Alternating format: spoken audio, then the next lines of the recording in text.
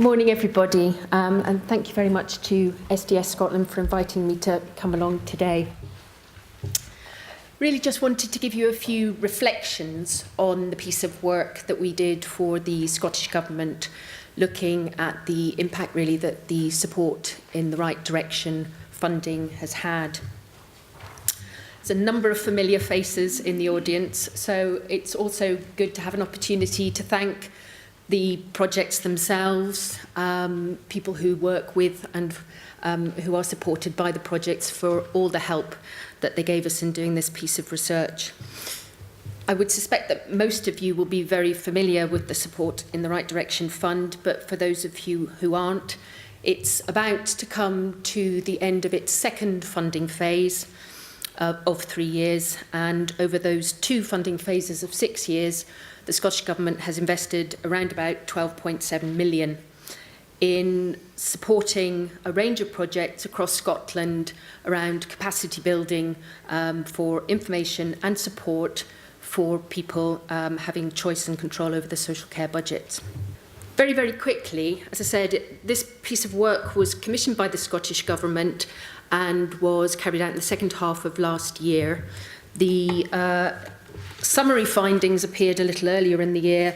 The main findings in all their bright pink glory have recently popped up on the Scottish Government's website, so please do go and read those if you're particularly interested.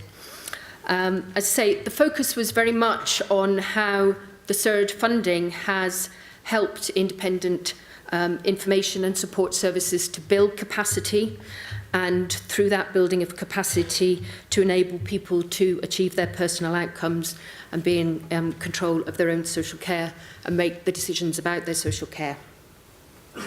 What I would though just like to emphasise is that our findings, of course, are simply around those Support in the Right Direction projects. Others of you here may be involved in delivering information, advice and support that is funded through some other route, be that local authority commissioned or otherwise. And although I would hope that there is some common learning to come from our study, it is important, I think, to just remind people that it is taken from the 36 projects that were SURD funded. And in terms of what we did, obviously we spoke to those projects and a small number of projects that were actually funded through a slightly different funding stream, but actually were also involved in the frontline delivery of information and support. We looked at some of the monitoring information the projects have been gathering over a number of years, and we spoke to a sample of local authorities and a range of other key stakeholders to get their views on the impact that the Support in the Right Direction funding had had.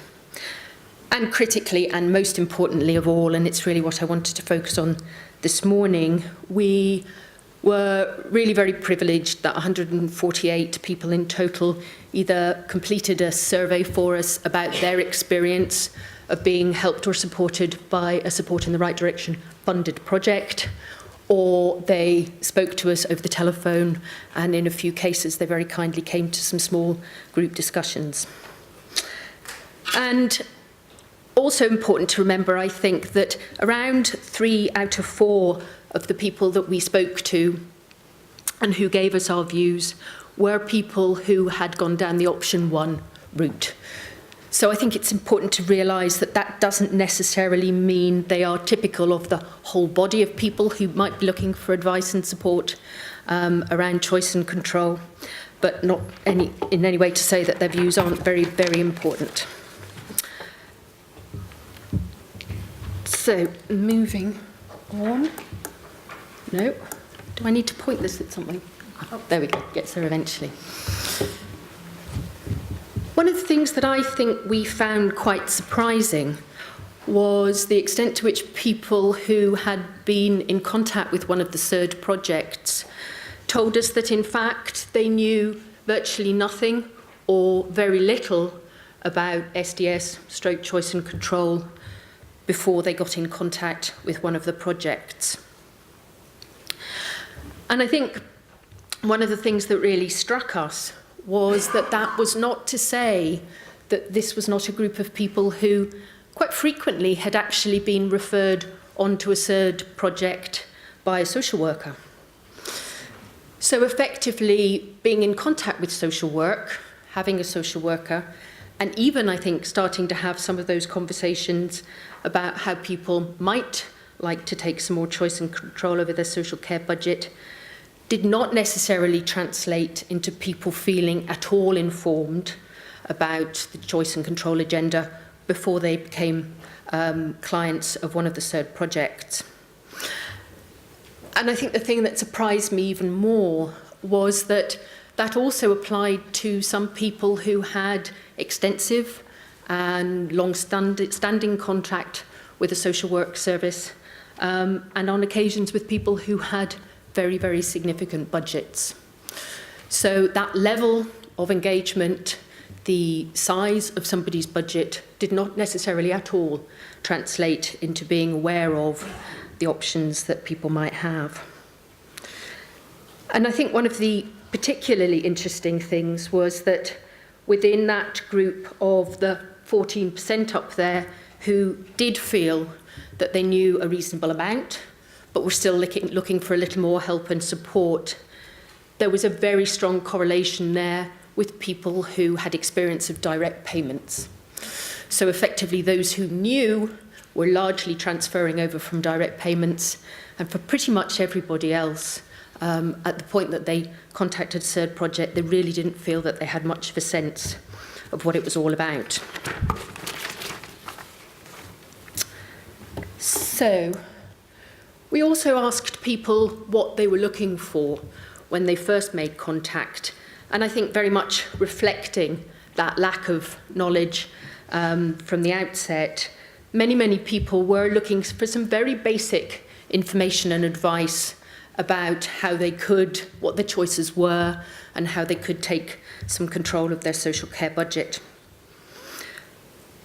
But beyond that, and indeed as people's experience and working with the projects continued, they were also looking for a range of very, very practical supports, particularly in relation to option 1.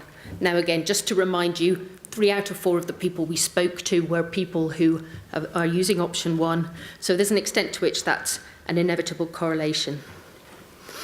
And that support, really people were saying it was around recruiting PAs and then the ongoing employment of PAs in particular. But there were also people who were looking for some help and support around the assessment process. And that might have been initiating a social work assessment, or very frequently it was also associated with having had the indication that social work was going to be reviewing their package of care. And around 1 in 4 of the budget holders who were looking for support were very interested in that level of practical support, but also, and critically, I think, they were also looking for information, ideas, and help around making contact, remaking contacts and occasions with their local communities. So it wasn't just about how do I manage my budget, how do I recruit, how do I employ. It was also very much about what opportunities are there for me otherwise out in the community. And actually quite a few of the people who have been in contact with Support in the Right Direction projects don't have a social care budget. And they very particularly were looking for that help to make links back into communities, to find out what opportunities there were for them out there and how they could access them. And then there was also a group of, by and large, older parents who were looking to find services that could help their adult child start to build some life skills and, again, make those really powerful links into the local community. So that was what people were looking for, and I suppose very unsurprisingly, what people actually valued the most was very much reflected there. Oh dear, sorry, I'm seeing a finish, so I'm going to whistle through very, very quickly. People were looking about, wanting information about what their options were, and they were wanting to have those conversations about assessments and possible budgets. But I think critically, it really wasn't just about what the SERD projects were doing. It was about how they were doing it. And that brings me on to the human element. And I think it's important to bear in mind here that many of the projects and many of the service users that we spoke to were extraordinarily understanding of the very considerable pressures on social work services. But what sometimes they very much felt they were missing out on as a result of that was that link, the very human connection, continuity of service, named accessible contact they could go back to, and the kind listening ear, somebody who could almost become a friend. And I think those are just a few of the quotes that people gave us. And I think Martin's comments earlier very much reflected those of the person who said that the SERD project they'd been in contact with had, literally saved their lives. I'm wondering whether or not, as the timing is quite tight, I should maybe skip over a few of the slides, because I think many of these absolutely reflect some of the comments that both Martin and Florence have made. But just maybe to finish, I think from a system perspective, but also absolutely back to a human perspective, exactly as people have already said, one of the things that people were really looking for was that end-to-end support. And of course, everybody's journey is different. They'll come in at a different point, they'll exit at a different point, and everybody's needs within that journey will be different. So within that, it remained the case that one of the very clear messages that the people who very kindly spoke to us sent was that where at all possible, they were looking to make a connection with and be supported in an ongoing way by a project that probably locally based, but not always locally based, but was able to be there for them to deal with the challenges that came up with the crises, but to also just be that listening and supportive friend.